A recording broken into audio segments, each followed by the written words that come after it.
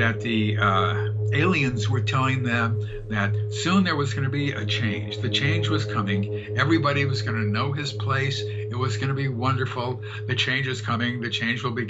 And I always wondered what the change was. Mm-hmm. And I would ask abductees, well, what is the change? They must have told you what the change is going to be. Nobody knew. This was the voice of David Jacobs back in 2018. One of the few alien abduction researchers out there. I will finish this movie off with more from David Jacobs. I have made this movie because I believe there are issues concerning the ongoing Pentagon UFO disclosure that almost never seems to be taken into account. Just looking at the UN Charter, this in itself is a thorough transformation of society, and this project has a lot of elements of enormous control over our everyday life. At the UN meeting in New York in September 2024, a new global standard was voted in. This did not come as a shock. This global push for IT dominance has been underway for a long time. Central bankers has for years advocated for a new finance system, together with the digital surveillance that this digital solution would bring about. And this public circus seems to be stacked with people that is either direct or indirect a part of this policy that has originated from these central positions.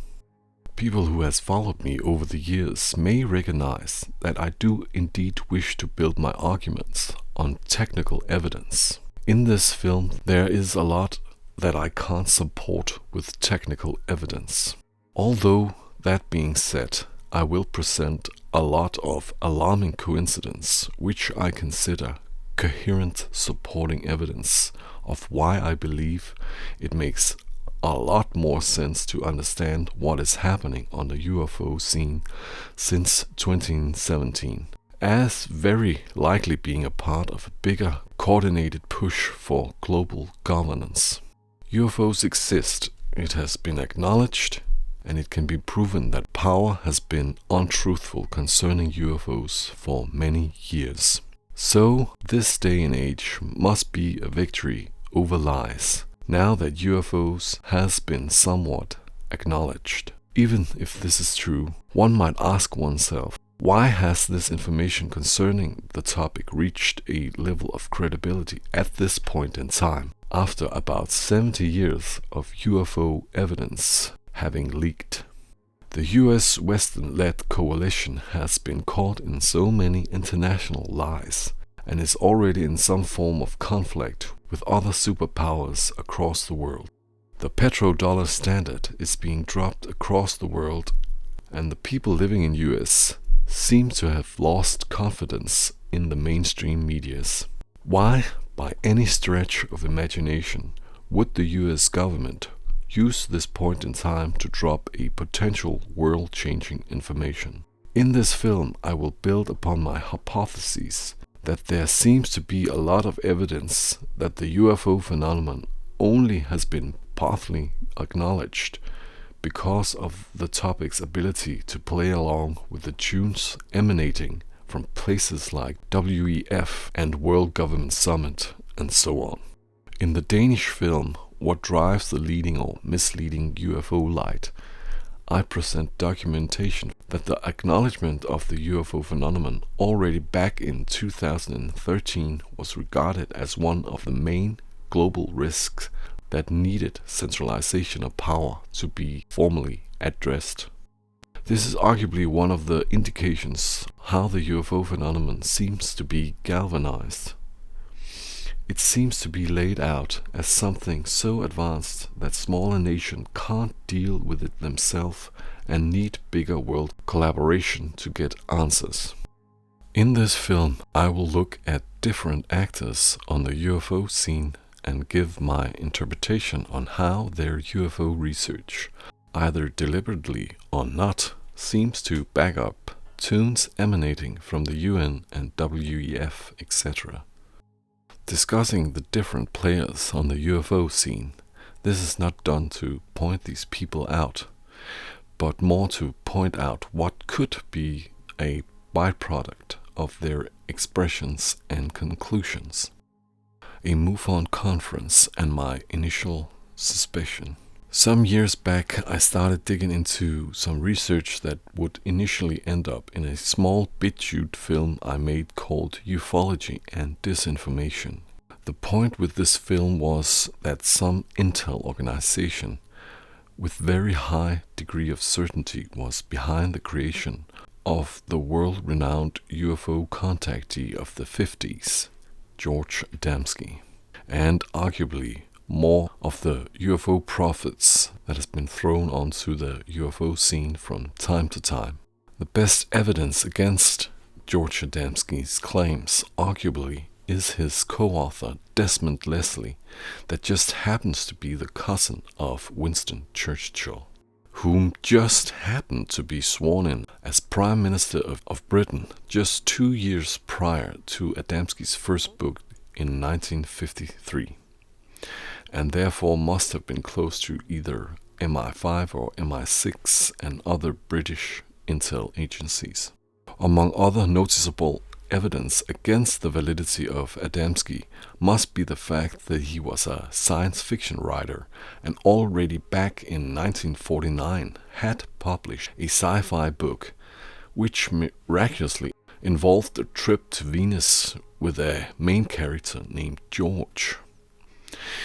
Swedish UFO researcher Håkan Blomqvist, a co-founder of the biggest UFO library in the world, found Adamski's 1949 book in their archive and is quoted in this webpage as having found passage in Adamski's 1953 book that seems to have been almost copy-pasted from his own 1949 sci-fi book.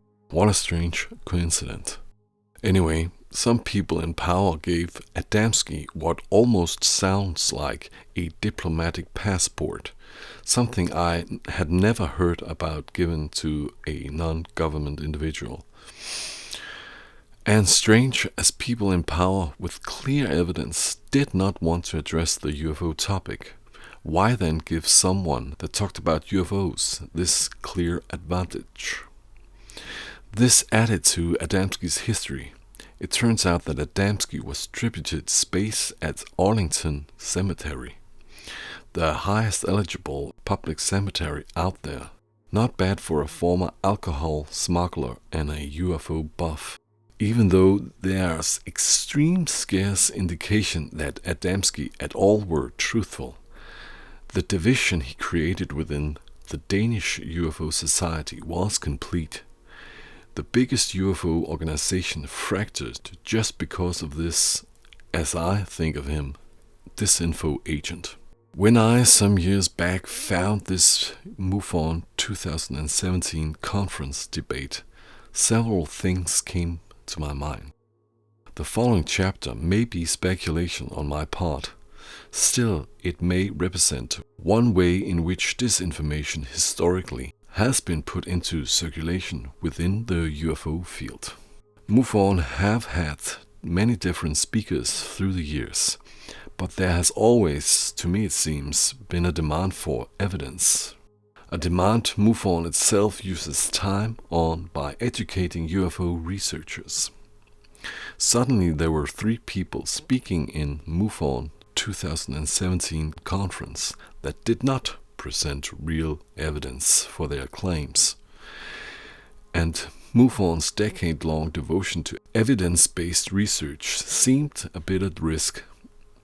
MUFON went from falsifiable UFO research to storytelling about little green men in just one UFO conference. Just a few months later this event, several of MUFON's donors came under suspicion in different cases. I have never found evidence that any were tried guilty in this regard, however. All these happenings surrounding the largest UFO organization out there, just within months of Pentagon revealing its cover-up UFO program officially, and after denying the topic for a lifetime. This may or may not be an accident. What may not be an accident, however, is that some of these Pentagon tentacles sees it as their mission to counter disinformation. Disinformation evidence has convinced me Pentagon may very well historically been involved in creating themselves, and arguably still are involved in. Louis Elizondo and Soul Foundation has numerous times denounced disinformation in the UFO community. This way it seems that they can qualify themselves above other players in the UFO community by presenting only official statements and so on. I will be addressing both Elizondo and Soul Foundation later in this film. The Rockefeller Initiative from 1993 to 1994 and following the Cometa Report. Multiple web pages cites the Rockefeller Initiative and hints that the phenomenon must call for more international collaboration. The Rockefeller Initiative from the early 90s was a collaboration attempt between different UFO researchers, 3 major UFO organizations, and of course Lawrence Rockefeller himself. One goal with the project, it seems to have been to get the UFO data from these organizations out to a wider audience, but obviously, as I suspect, something else. The Rockefeller Initiative is summed up in this book by Don Berliner, which lays out some of the stronger UFO cases shared with the initiative. The book is about 140 pages long, and I was able to find about 10 recommendations for centralization of power and information that is said is needed to further the research into the UFO phenomenon. This seems to correlate with Colonel Lawrence, who on page 99, where he seems to back up Rockefeller's idea concerning New World Organ to interact with the phenomenon. Quote, "It is my own personal opinion that worldwide procedures need to be established to effectively study this phenomenon through an international cooperative effort." Close quote. Quote, "Because of developments of science, all the countries on Earth will have to unite to survive and to make a common front against attack by people from other planets. The politics of the future will be cosmic or interplanetary." Close quote. And of course, the famous United Nations 1987 Assembly is also cited on page 101. Quote, "In our obsession with antagonism of the moment, we often forget how much unites all members of humanity. Perhaps we need some outside universal threat to make us recognize this common bound. I occasionally think how quickly our differences worldwide would vanish if we were facing an alien threat from outside this world." Close quote. To sum up, this is interesting in regards to the hypotheses I'm looking at.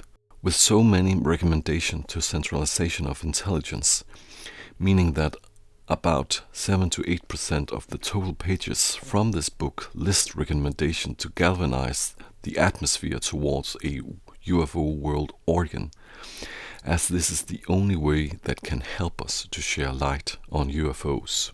It seems according to the statement brought in the report.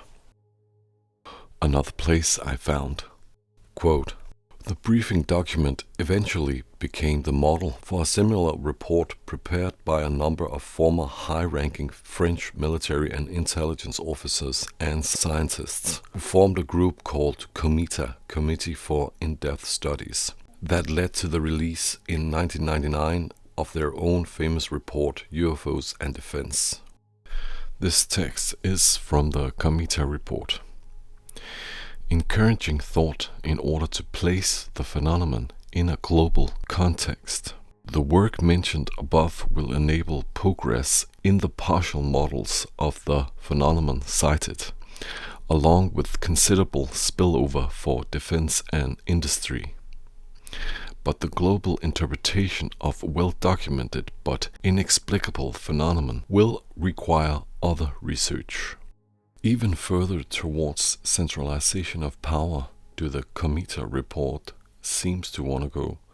Another place in the report it says, without a doubt, measures should be contemplated on the national and international levels. Whatever the givens are with respect to American political problems, and in the face of a posture of ongoing secrecy, how can we conceive a harmonious political and military relation among allies, and particularly within NATO, which normally must be funded on basic trust, if access to information of incalculated importance, particularly technological information, is not shared? National structures. If France wants to affirm its presence in this domain, it seems urgent to expand CIPRA, which must increase its human and military resources so as to be able to collect information relating to all UFO manifestations, both in Europe and throughout the world. Expand its investigation and analysis capabilities. Boost its representation and foreign relations status." End quote.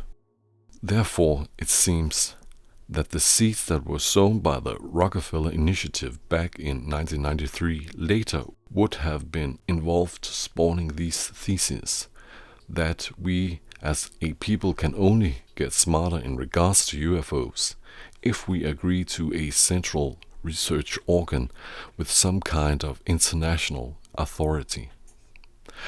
However justified a global research organ in regards to UFO research very well could be, it bears cunning resemblance to other Rockefeller-funded organizations out there that actually do have a huge impact on all people's everyday life. Like, for example, the WHO, which itself have had a pivotal role in pushing for digital vaccine passport, and of course all the centralized digital information that comes with the territory, so to say. And just at a time where it seems that all big tech companies just happen to have much the same ideas. Silicon Valley CEOs are building empires based on centralization of power that now extends to our biology. Immunity passports regulating cross-border travel and commerce, WorldCoin's eyeball scans claiming to overcome fraud, all adding personal data to a closed, centrally managed ecosystem authorizing human activity based on a few decision makers. Global collaborators, willingly players in an unwillingly play. Do these people push for global response to address the UFO phenomenon? Louis Elizondo, UFO messiah that never gives up on truth, or government turd that just won't flush? Maybe the truth comes in shades of grey, but there are things I find to be somewhat weird concerning Mr. Elizondo. Lou, capable of speaking several hours without saying much, more than confirming what has already been researched within the UFO field for decades. One thing about Lou, at one time he advocates that people's smartphone must help us gain more knowledge about UFOs. The next moment Lou advocates that the US has crashed non-human intelligence sources in their possession. If Lou knew this from the get-go, why the hell begin to talk about people's smartphone to begin with? One do get the sense concerning Lou that there seems to be a UFO media boiler that needs to be heated once in a while, with different means. A lot of what Lou is talking about has been known about since the 70s, when suddenly information comes from the government voice. It is as all the researchers that has talked about this for decades are stepping into the background. Is this then another way for the establishment to capture the narrative? One thing where Lou is in line with my hypothesis is concerning the globalization effect of the UFO topic could have on the world society. In an interview from 2021, Lou is noted saying, quote, "But then there's the other side, which is the non-governmental side of me that tends to be a little more optimistic. And perhaps this is an opportunity for our countries rather to find disagreement maybe to find some sort of common ground. Maybe this may be a new renaissance. Maybe this is an opportunity for our countries to work together on a common good that involves all of humanity." End quote. Lou further continues in this interview, quote, "I would love nothing more than an opportunity to work with our adversaries, our conventional adversaries, Russia, China. Let's get everybody to the table. I believe this is the topic that involves all of humanity. I think it affects all of us equally and yet differently, depending on our philosophical, societal and theological belief system. So, I guess maybe the kid in me wants this to be an opportunity for us to work together." End quote. Stephen Greer, for real or not, Greer has been a huge advocate for spreading informations regarding the phenomenon and so-called disclosure for decades. Greer has thrown in a lot of curveballs over the years and have, as far as I can tell, contributed to our common understanding of the phenomenon. It is not to say that I think Mr. Greer is being untruthful in regards to the information he's putting out there, but there are arguments that the people supporting Greer sees what he does in servitude of the hidden agenda towards centralization of power. When Greer talks about coming together like one species, it rings too well with the policy emanating from WEF, etc., just as a more soft sell. Some of Greer's arguments for this oneness is to stop weaponization of space as described by Carol Rosing. We talk about how we need to come together as a people and develop these energy generation systems and open source them. The biosphere, even if you don't think climate change is real, we're going to have innovative, high-tech solutions to the energy and environmental and poverty problems. Which many people believe we may have already gone over the edge of the red line, how far we can go without a safe return to a sustainable civilization. The problem I have with some of Greer's thinking is that several of his hypotheses seems to point in much the same direction as WEF goals. With this oneness thinking, a byproduct could be that in order for countries not to make war on one another, a world government will be put in place. By generating icons like Stephen Greer with perspectives like that, an entire movement reverberating the same ideals, which places like UN, WEF, etc. are able to feed off on, it seems. In particular, Greer's and several other central UFO influences relation to the Rockefellers. The Rockefellers, together with other central bankers, are some of the most driving forces behind this technological transformation of the world stage. My hypothesis is that whatever is behind the UFO phenomenon, the whole UFO topic is marinated in this central banker project about a new world governance body. It is inconceivable to me why Stephen Greer expressed so much alertness towards Louis Elizondo and ATIP, and at the same time seems completely oblivious to the fact that much of what else Greer is advocating is already being used much the same way as he seems to suspect Louis Elizondo's mission could be, to justify the centralization of power. If you are out there, Mr. Greer, tell me please what I am missing. The Canadian journalist Sergei Monat wrote in a book in the beginning of the 90s called Project Bluebeam. I think Sergei Monat's reporting in this book could be quite accurate. Strange it is that it only seems to be Monat's layout of the so-called fake alien invasion that really gets any coverage.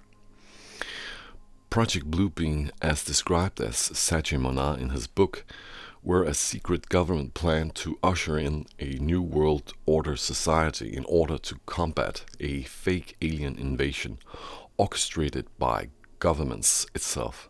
If Monat's reporting were truthful or not, I do believe that the relevance of Project Bluebeam is removing our perspective away from how WEF already perceives the phenomenon and that the policy of WEF could actually be slowly eroding our sovereign nations completely without an alien false flag event. Obviously, there are little doubt that Sergei Monast's reporting is more than interesting in deciphering what we are experiencing today. Important also in this regard, if Monast's source emanated from the intelligence service itself, there is a strong possibility that disinformation would be a part of the shared info. Other signs of UFO globalism on the world's scene. Former director of Israeli space program publicly stated back in 2020, quote, "There is an agreement between the US government and the aliens. They signed a contract with us to do experiments here," end quote. This exact point is repeated by Grush 2 years later. The former Israeli director also seems to indicate that it is the aliens that is waiting for humans to evolve itself. How is not mentioned. Michio Kaku has spoken about this for years. According to Kaku, we humans is only a Type 0 civilization, which of course, according to Kaku, must be thriving towards being a Category Type 1 civilization, which again amazingly correlates with UN Agenda 2030, that more and more aims toward complete control of forces of nature and looks down on people needing fossilized fuels. When we physicists look for alien civilizations, we look for Type 1, Type 2, and Type 3 civilizations. A Type 1 civilization, they control the weather, they mine the oceans. Are we Type 1 that control the power of a planet? No. We are Type 0. We get our energy from dead plants, oil and coal. People seemingly unconnected all seems to be hailing the same course of development, which again has eerie reminiscence of UN Agenda 2030 agenda of total control of human resource spending. It is as if no matter where you look, you're staring into this totalitarian digital world order future. Again, who is funding these agencies and how come they all seem to have the same ideas of what constitute a involved species? I briefly mentioned Soul Foundation before and just wanted to finish off by explaining why. Soul Foundation seems to be important for several reasons. Not only is an organization much like Soul Foundation already described back in WEF report from 2013. Much of what is mentioned in WEF report from 2013 is a need for a UFO platform, and it seems to correlate with Soul Foundation's main goal. On Soul Foundation's own webpage, it says that they aim to be the highest source of information regarding the UFO phenomenon, hence like glue combating disinformation. And just like that, Soul Foundation appears from the sky to rid us all from disinformation and produce the right form of content. This is clips from Christopher Mellon's speech at the Soul Foundation 2023 conference. If there is a threat, we need to know so we can prepare. Finally, I argued that disclosure could transform international tensions, catalyzing desperately needed international collaboration. In my view, both domestically and internationally, we are following an extremely dangerous trajectory that requires intervention. Disclosure would undoubtedly alter the trajectory of our species, almost certainly for the better, in my view. It is obvious that our nation, our species, and the environment are in serious and growing jeopardy. The Civil War are, 1, the rules being disregarded, 2, both sides emotionally attacking each other, and 3, blood being spilled, making it impossible to pass badly needed legislation. The government right now is broken. It would be a stunning shock, to be sure. Many would initially be frightened or perhaps terrified, whether or not for good reason. But that would quickly subside. More to the point, we need a shock to reframe international perspectives in order to effectively manage AI, global warming, weapons of mass destruction, and more. They add up to an unprecedented existential crisis. If, despite these common threads, humans choose to privilege their particular national loyalties above everything else, the results may be far worse than 1914 or 1939. Had these words emanated from Klaus Schwab, founder of the WEF, one would tend to think, well, that's just Klaus Schwab opening his mouth.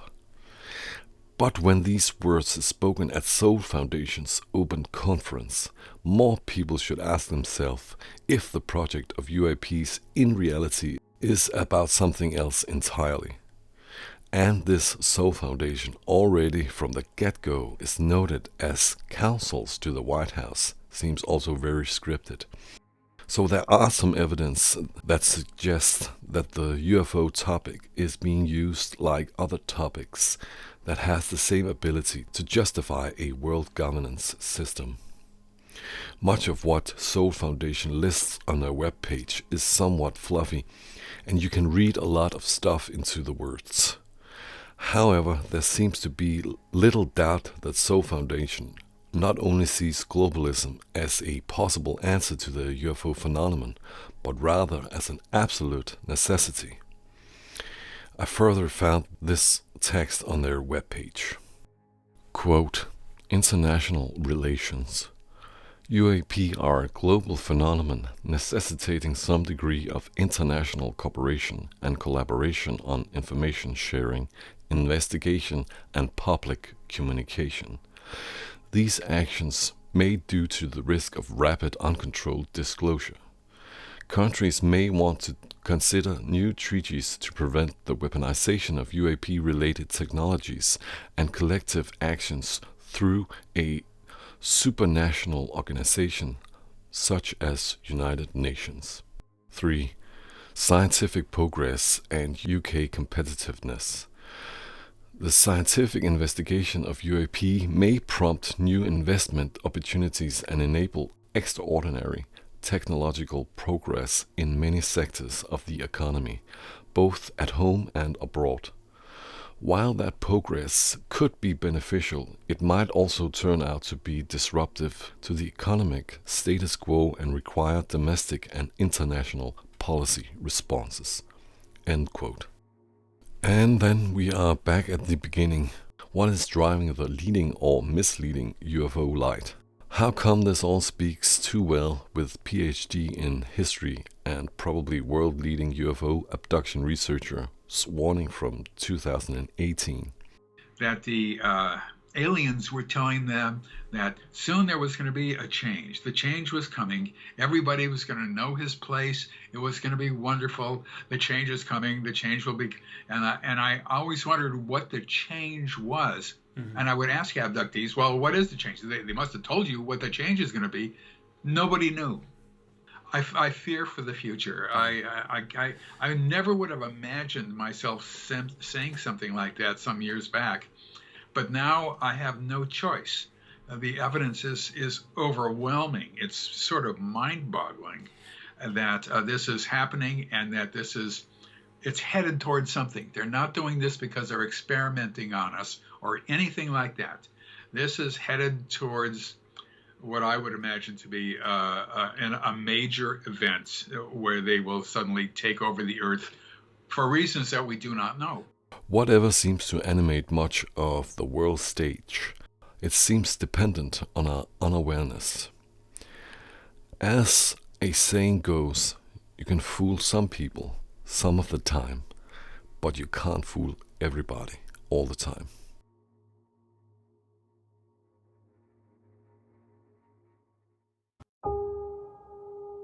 All you really need to know is infinite love is the only truth. Everything else is illusion, illusion, illusion, illusion, illusion, illusion, illusion.